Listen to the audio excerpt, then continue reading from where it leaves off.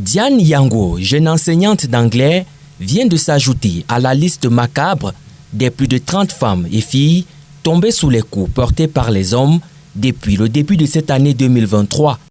Dans les rues de Yaoundé, certains hommes rencontrés ce 27 novembre, tout en condamnant, se désolidarisent des actes posés.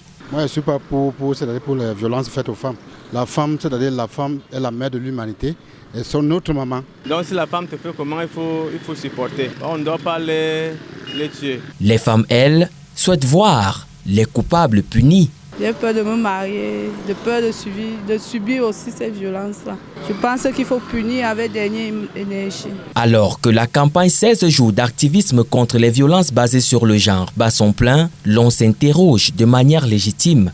À quand la répression? Quand il y a une loi, je pense qu'on est beaucoup plus efficace. Notre vœu, c'est que toutes les parties prenantes puissent s'y investir pour qu'on puisse voir cette loi. Si et seulement si cette loi était adoptée, la croisade contre les auteurs de violences faites aux femmes et filles, entamée par le ministère camerounais de la Justice, se verrait renforcée.